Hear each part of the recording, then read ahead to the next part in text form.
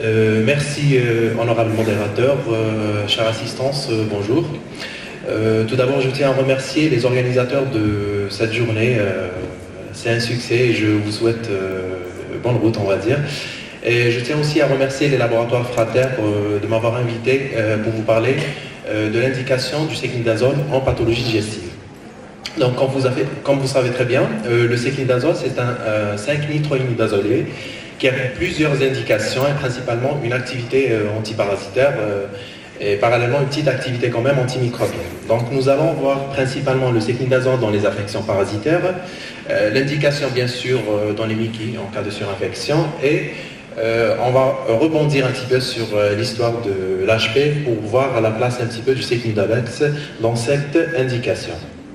Donc comme vous savez très bien, les parasitoses, c'est un problème de santé publique, surtout dans les pays en voie de développement. Le diagnostic, on peut poser facilement le diagnostic grâce aux outils parasitologiques et on va voir, il y a quand même des techniques plus révolutionnaires. Et le traitement ne devrait pas poser un grand souci. Mais là, la parasitose, parfois devant des symptômes qui vont nous inquiéter un petit peu, on ne pense pas spécifiquement aux parasitoses et justement on va voir à travers cette présentation, c'est des cas cliniques très simples qui vont juste rafraîchir la mémoire pour attirer notre attention à penser aux parasitoses.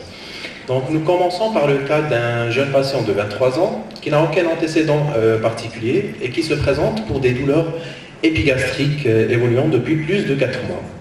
À cette douleur s'associent des nausées et une diarrhée faite de 3 à 4 selles par jour. C'est des selles pâteuses, graisseuses, de couleur jaune chamois et qui ne contiennent ni glaire ni sang. Vous examinez bien évidemment votre patient, l'examen sans particularité, mais quand même, le patient vous rapporte un amaigrissement de 10 kg en 4 mois. Donc, c'est vrai que classiquement, dans un tableau pareil, on pense d'emblée à des pathologies organiques un peu méchantes. Et donc justement, ce qu'on pourrait penser chez notre patient, gastroentérite aiguë, là c'est clair que c'est non, donc l'évolution depuis plus de 4 mois, on n'est plus dans la phase aiguë. Maladie ulcéreuse gastro-duodénale, peut-être devant la douleur épigastrique, mais en présence de diarrhée, donc on ne doit pas penser à ce diagnostic. Une maladie cœliaque, oui, pourquoi pas, surtout si elle est compliquée. Ou encore, parasitose intestinale, là, justement, la moralité de ce cas clinique, c'est qu'on doit penser toujours à une parasitose intestinale, vous allez le voir par la suite. Donc, on a fait une parasitologie des selles chez notre patient et le résultat, il est négatif.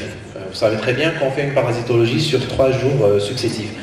Et à votre avis, quand on a une sérologie sur 3 jours successifs et elle est négative, est-ce que ça élimine forcément une parasitose dans votre pratique? Non, absolument pas, puisque la parasitologie des selles, elle peut être négative parce que l'élimination du parasite dans les selles, elle se fait par intermittence. C'est-à-dire on a des jours où le parasite n'est pas présent dans les selles et donc sa négativité n'élimine pas la présence d'une parasitose. Donc le complément de notre cas clinique, le patient présente une anémie avec un taux d'hémoglobine à 10, c'est une anémie ferriprive. Parasitologie, on vient de le dire, elle était négative, l'échographie sans anomalie, et on a fait une endoscopie digestive haute qui avait objectivé un aspect de duodénite. L'étude anapate des biopsies duodénales faites avait décelé une atrophie villositaire partielle, et on a noté la présence de quelques parasites au niveau du duodénum. Et l'étude morphologique justement du parasite était en faveur d'un trophozoïde flagellé qui a l'aspect d'un cerf-volant en face, et de cuillère en profil. Et justement, après le diagnostic qui a été retenu par la suite, c'est une giardiase intestinale. Donc, comment traitons la giardiase intestinale? Métronidazole 5 jours, sécnidazole en prise unique, albendazole 5 jours, azithromycine 5 jours, ou bien ciprofloxacine pendant 7 jours. En pratique, comment vous traitez une giardiase intestinale? Le métronidazole, c'est vrai, c'est la molécule à laquelle on pense souvent, mais figurez-vous que toutes ces premières molécules marchent aussi bien sur la giardiase. Donc, on a instauré un traitement à base de métronidazole chez notre patient pendant 5 jours, Mais malheureusement, on a eu un échec. Le patient, il a toujours été symptomatique et quand on a refait encore une endoscopie, le parasite était toujours là. Donc on a décidé de mettre un traitement de deuxième intention. Est-ce qu'on peut mettre le métronidazole pendant 10 jours? On reprend avec le sécnidazole en une prise unique, l'albendazole, l'association sécnidazole-mébendazole ou bien la ciprofloxacine pendant 12 jours, plutôt 21 jours. Est-ce que vous avez eu des échecs au traitement d'une giardiase intestinale? Bon, ça existe. Les possibilités dans ce cas, c'est soit l'albendazole pendant 5 jours ou bien la combinaison sécnidazole-mébendazole. Donc on va se rafraîchir un petit peu les mémoires par rapport à cette giardiase. Vous savez très bien que c'est une parasitose cosmopolite qui sévit surtout dans les pays en voie de développement avec une prévalence qui peut atteindre les 30%. Donc l'agent pathogène, c'est le Giardia lamblia ou intestinalis, ou j'ai encore dénommé Giardia duodenalis. Et la contamination elle se fait principalement par le kyste qui contamine sur des mains sales ou bien l'eau ou les aliments souillés. Donc après ingestion du kyste, donc au niveau de l'intestin, le kyste va donner une forme trophozoïde. Après multiplication, ce trophozoïde pourrait s'enkyster à nouveau et être éliminé dans les selles. Mais aussi, donc au niveau du duodénum, ce trophozoïde va se fixer sur les entérocytes, va les altérer, et ce qui va donner justement par la suite une atrophie villositaire avec destruction de la bordure en brosse, ce qui explique justement parfaitement les symptômes qu'on peut avoir. Certes, on peut avoir une forme complètement asymptomatique, mais quand le parasitisme il est très intense, on va avoir un tableau typique qui se déclare 1 à 3 semaines après la contamination et qui associe principalement une diarrhée avec des selles pâteuses de couleur jaune chamois mousseuse, et ça peut être aussi matinale et postprandiale, ça rappelle un petit peu tout ce qui est diarrhée motrice, et une douleur épigastrique. Bien sûr, on peut avoir d'autres signes, nausées, dyspepsie, des flatulences. Et si à ce stade on ne traite pas le patient, il y a risque de passage à une chronicité, à une forme chronique. Et là justement au stade de chronicité, on va avoir de l'atrophie villositaire et donc forcément des signes de malabsorption et une perte pondérale, ce qui était d'ailleurs le cas chez notre patient. Pour le diagnostic, on a deux possibilités. On revient sur la parasitologie des selles avec 3 prélèvements en 10 ou 15 jours. Mais le problème avec la parasitologie, c'est que les écueils diagnostiques ne sont que de l'ordre de 25 à 30%. Donc on peut facilement passer à côté du diagnostic en faisant appel juste à la parasitologie. Donc deuxième possibilité, c'est de faire des biopsies duodénales avec un examen à l'impact et une coloration spéciale qui va mettre en évidence le parasite. Le traitement de la giardiase repose aux premières intentions sur les nitrosamidazolés, soit le métronidazole pendant 5 à 7 jours, le tinidazole ou l'ornidazole aussi pour 5 jours, ou encore opter pour le sécnidazole en une prise unique. Le taux de rechute après traitement il est de 10% et on risque de passer à un traitement de deuxième intention, et là ce qui est recommandé c'est soit l'albendazole ou bien l'association mébendazole et sécnidazole.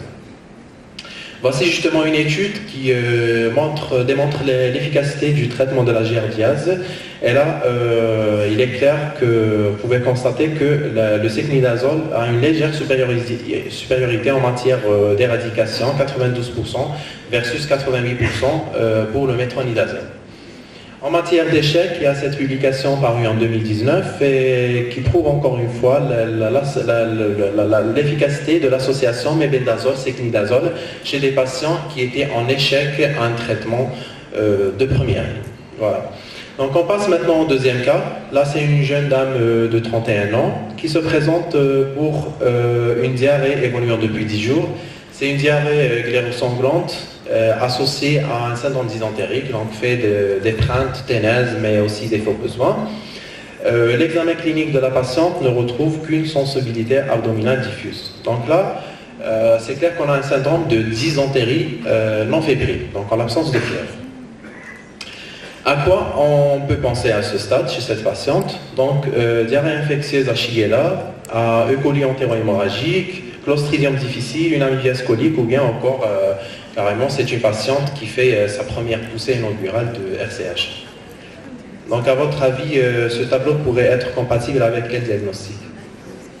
Voilà. On pense souvent devant une dysentérie non fébrile à une amibiase, Mais c'est clair que le Clostridium difficile, là, c'est pas du tout le contexte, il n'y a pas de notion de prise d'antibiotiques, la diarrhée qui n'est pas verdâtre. Et aussi, les autres, on aurait eu à penser aussi aux diarrhées bactériennes qui sont c'est lié à des germes entéro-invasifs. Ça donne aussi de la diarrhée gléro-sanglante, mais sauf que le point le plus important, c'est que infection bactérienne, donc on doit avoir de la fièvre. Donc on pensera beaucoup plus à une amibiase colique ou bien carrément une RCH en poussée inaugurale. Donc ce qu'on a fait chez notre patiente, on a fait une copropulture, parasitologie des selles qui était négative. On a refait, parce que c'est une patiente qui a été orientée, donc on a refait quand même parasitologie sur 3 jours successifs. C'est important de faire les 3 jours successifs. Et là, on a mis en évidence la présence d'amibes, qui est l'Entamoeba histolytica. Une rectosigmoïdoscopie a été faite objectivant des ulcérations rectales en coup d'angle, qui est compatible aussi avec une amibiase. Et le diagnostic qui a été retenu, c'est une amibiase colique. Donc le traitement d'une amibiase colique, c'est soit le métronidazole pendant 5 jours, séclindazole en prise unique. Le tiliquinol pourrait être proposé dans le cas d'une amibiase infestation, pas dans l'amibiase maladie. Un petit rappel sur l'amibiase, qui est la parasitose d'ailleurs digestive la plus connue, de répartition cosmopolite. La prévalence mondiale peut atteindre les 10% et sévit beaucoup plus dans les pays en voie de développement. Donc en matière d'amibiase,